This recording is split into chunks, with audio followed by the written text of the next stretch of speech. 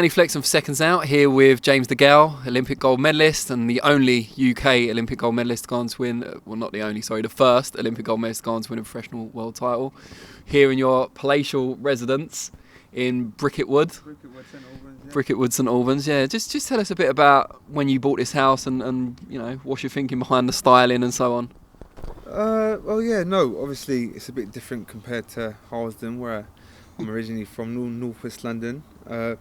But my family, over the past like 4 or 5 years, they've all come this side. So I just followed. It's a bit more quiet, but I like it. I don't hear no police sirens or madness outside my window at night. So it's good, quiet, uncomfortable. It's lovely, nice area.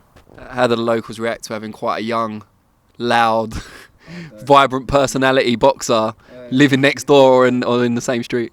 They're gradually starting to the era's gradually starting to find out that the Olympic gold medalist world champion has just moved in. So it's nice. I've had a good reception and the people are lovely around here. So I'm liking it. Ever get lonely? Live here on your own? Big house? I don't, no. Obviously, I get company. I've got loads of friends. I've got female friends as well, and obviously I'm a family man, so I spend a lot of time with them as well, Dan. So, no, I'm alright. Just tell us a bit about that. Your mum, particularly, and your sister as well, are quite involved in your career and looking after you, aren't they? I'm a baby. I'm 32 years of age. It's actually embarrassing because, listen, if this whenever this is going out, listen, I need to find a good woman that's gonna put up with my rubbish and look after me, basically. Yeah, my mum and my sister, they hold a special place in my heart. They do everything for me. The fact that you're rich, successful Olympic gold medalist, pro world champion who can't hold down a woman is a bit of a concern, isn't it, really? What must be wrong with you? What must be wrong with your personality? Because you tick all the boxes. Yeah, listen, I've done well for myself. I've achieved in life. I'm ambitious. I've done well, but I don't know what it is. Women just you must just be horrible to live with or something. I need to find the right woman. Do you know what it is? Women can't deal with. I don't know. They can't deal with who I am. A majority of them. I've had some decent girls in the past, but it all ends. That's what I'm saying. It must be a struggle to find time for them as well, because you're training so much. You've got media engagements, everything else. Can't deal with it. Sometimes they can't deal with the lifestyle and what I do. But hopefully one day, man. That's what I'm saying. Because as I say, I'm a family man. I want to have a family. I want to have kids. Not getting any younger. I'm not getting any younger. I'm 32 years of age. I'm in my prime. I'm in my prime. So I'm 5 years past mine, that means. But we knew that. We already knew that. So let's talk about what you do. Yeah. Obviously, been a kind of up and down period in your career, this latter half. Yeah. Caleb Truex, let's take you back to the first Truex fight. I'm sure you've had a lot of time to reflect on it. You've had the rematch since, obviously. When you look back on that first fight now, do you regret going through with it? I shouldn't have boxed. I shouldn't have even been in the gym, let alone trying to train and defend my world title. And I'm just being honest. People probably getting tired of me saying my shoulder and my injuries and this and that. But you don't ask me questions. There's only certain things I can say. I can only tell you the truth. That's what I'm saying. But I'm actually getting bored of myself, and I'm going to stop talking about injuries and this and that. But yeah, I shouldn't have been in the gym, let alone boxing, defending my world title. It's crazy. And do you know what? It's a good job that night I was only fighting Caleb Truex, because if it was anyone else, I'd been in trouble. You know me. I've got loads of heart, bollocks, and I don't really go down. That's what I'm saying. And I fight to the end. But that night, if it was anyone decent, I'd been in trouble. So that's just me being honest. Come on, man. You know me. So what was it convinced you to go through with it then, knowing that you were in trouble, knowing that you weren't quite ready? My advisor Al Heyman, and he said to me, "James, are you sure you want to fight? It's been, by the time you box, it's going to be just 6 months." Once again, my shoulder was mash up.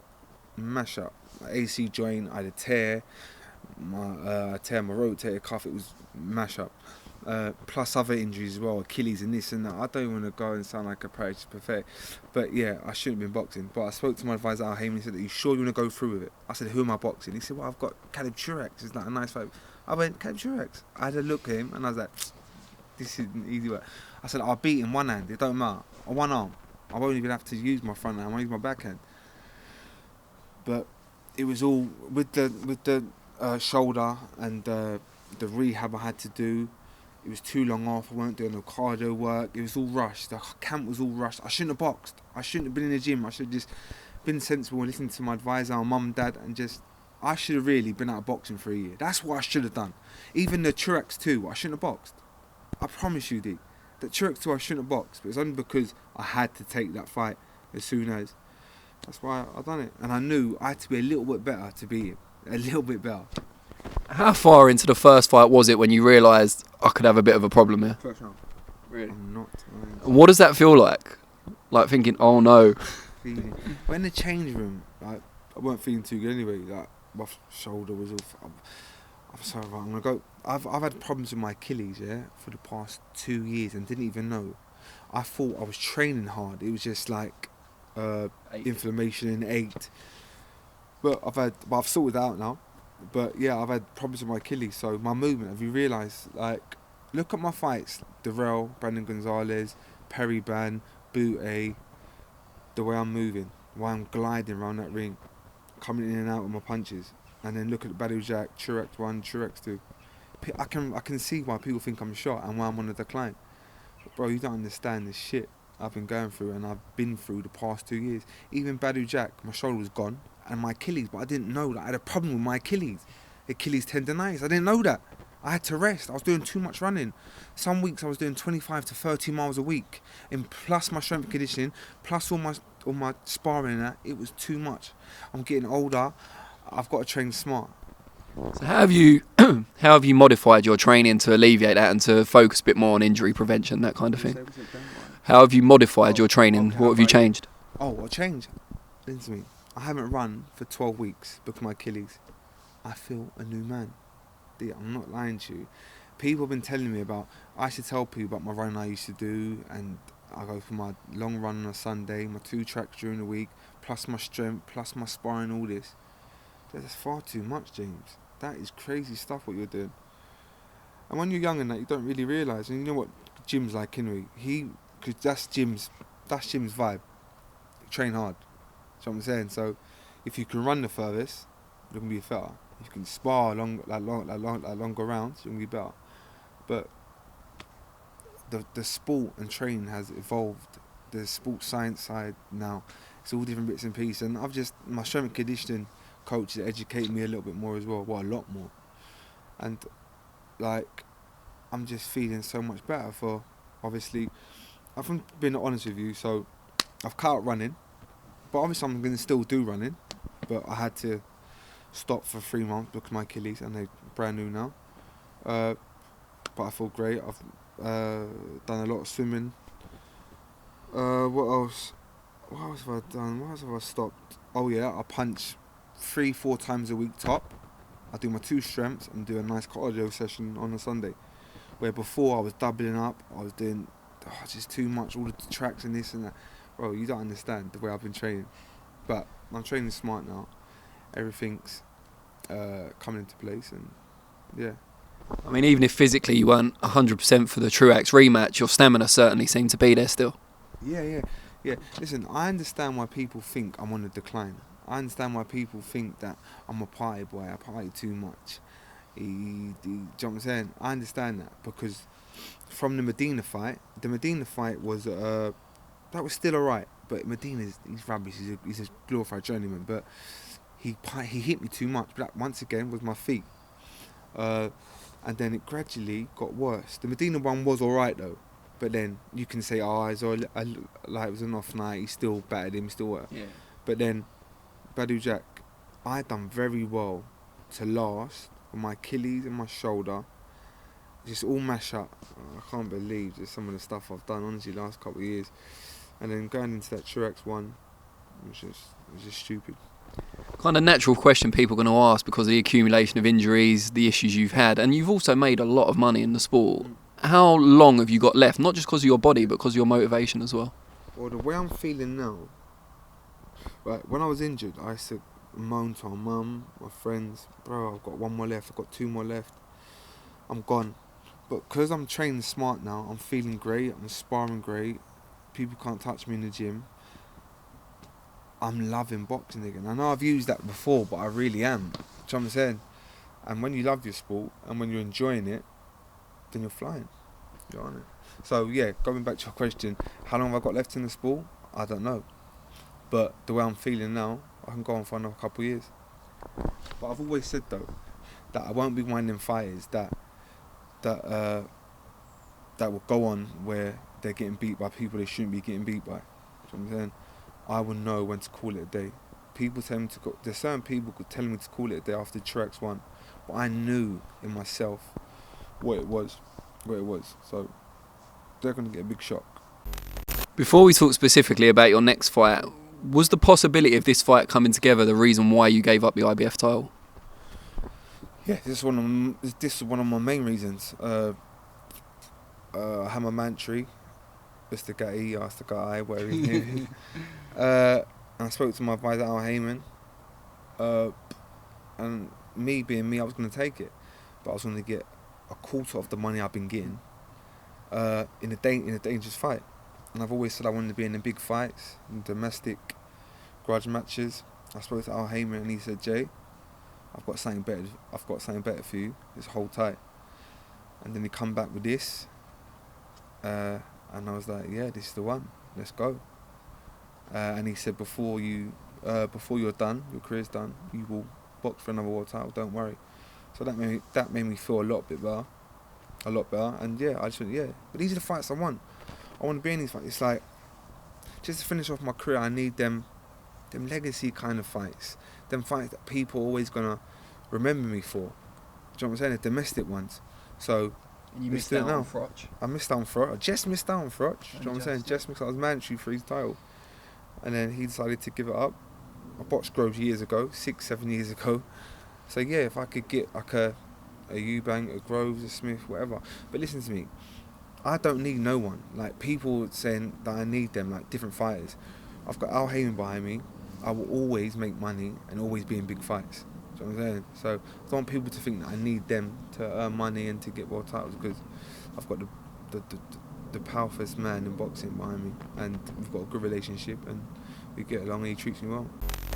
Big fight. Before we go into the specifics of this, how did the beef between you and Eubank Jr. first start? It started, you know what, I'm telling you the truth, right? He, I can't remember, I think it was after Groves loss. This guy emailed me. No, he Facebooked me. That's how long ago, not email. He Facebook messaged me just saying that, don't worry about the loss. You'll come back stronger. Me and you are going to fight one day. Well, just talking bare nonsense. I took no notice of it. Then he turned pro. I don't know if he was pro then. And he asked to come down and spar. I said yes, he come down and spar. I think we did 6 rounds. The next day, I had a little argument with his dad in there. I can't remember what it was about. But he didn't, come on, you know what the Eubanks are like. I don't have to say much. And then the next day he come out and said I schooled James DeGale. It's just crazy.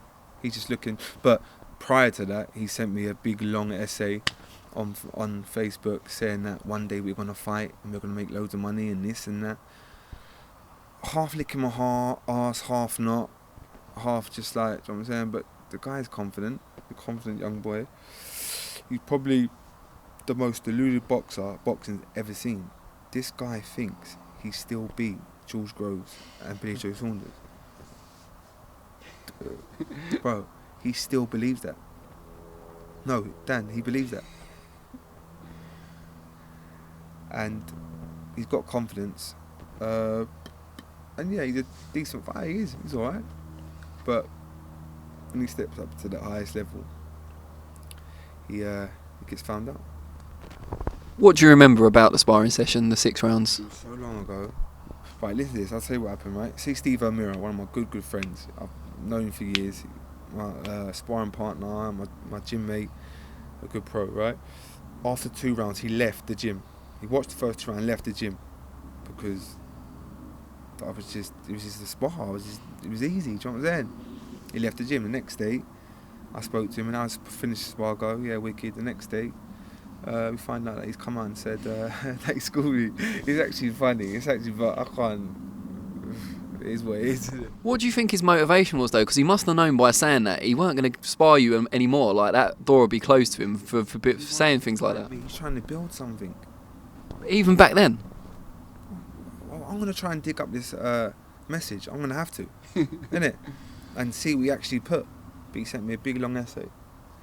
So you think it was all part of a master plan? Like, definitely, yeah. get in your gym, spar you, try and wind you up. Of course it is. But his dad's got an issue with me as well. It's all a bit weird, I don't know. Do you know what? You might as well call this a retirement fight. Do you know what I'm saying? Because if I lose, well, I won't lose, but imagine if I lost, I have to retire. Because, I shouldn't be losing to Eubank Jr. Good fight, but I shouldn't, do you know what I'm saying? If he loses, or when he loses, sorry, this guy has to retire because he's been beat by me, Groves, and Billy Joe Saunders. Yeah. Although he doesn't think he lost the first two. Deluded. He's the most deluded fighter I've known in boxing. I don't know a fighter that's more deluded than him. But did his plan work in that he said that he schooled you, whatever? Did it wind you up? Of course it did. Come on, you know what I'm like. I'm like hot-headed. I get the ump. I run my mouth. But right now, as I say, as I'm getting older, I'm getting more chill. I'm getting a bit more softer. Do you know what I'm saying? Like normally I'd be like, wah. Now I don't care. I'm just cool. I'm happy with what I'm doing, and I'm just looking forward to literally. This is going to be a stands on the head job. Do you know what I'm saying? It's not going to be a beat down. I'm going to make him look stupid. To be staged in the fight, I'm going to beat him up. But this will be more a stand on the head job. What would you have to do to improve on Groves' performance against him? Because that was pretty dominant. Dominant. But one judge had Eubank up, didn't he? Yeah, something. That is crazy stuff.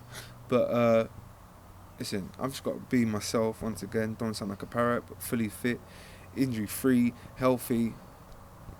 These people can't beat me, I promise you. How would a win over Eubank Jr. compare in terms of how satisfied you'd be compared to other wins in your career? Oh, that would be satisfying. Yeah.